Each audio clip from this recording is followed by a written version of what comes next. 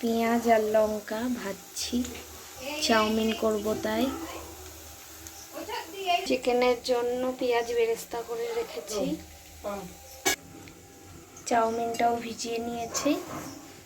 ধনিয়া চিকেন করার জন্য মশলা পেস্ট করে নিয়েছি।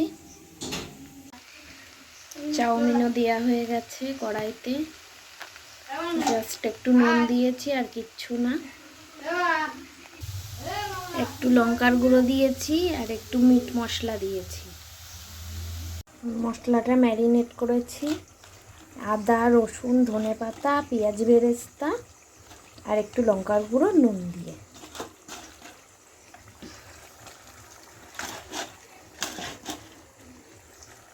শর্টকাটে চিকেন, শর্টকাটে চাউমিন, জাস্ট অসাধারণ কম্বো। গরিবের চিকেন কষা আর চাউমিন। আমার বর দিয়ে গেছিল চিকেন পকোড়া খাওয়ার জন্য। আমার রাত্রে হঠাৎ মনে পড়লো চিকেন পকোড়া করা হলো না যখন, তখন একটু ধনিয়া চিকেনই বানিয়ে ফেলি। মধ্যে লেবুর রস দেব লাস্টে, আর দই দেওয়ার দরকার ছিল, দই দিতে হয়, দই নেই বলে দিতে পারিনি। একদম হালকা চাউমিন।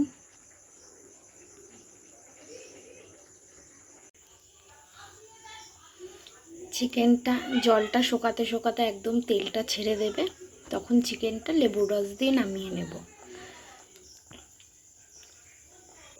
একটা ইউটিউব চ্যানেল খুলেছি অনেক কষ্টও করছি, ভিডিও ছাড়ছি, ভিউ তো আসছে না, জানি না আসবে কি না, তাও চেষ্টা করব। রাত্রে এটাই ডিনার।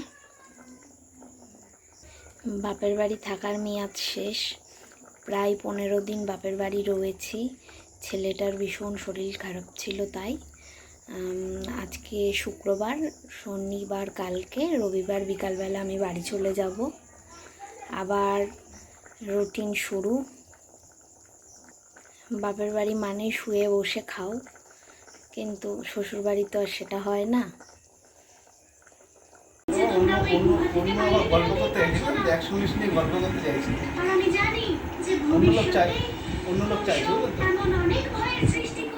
তাহলে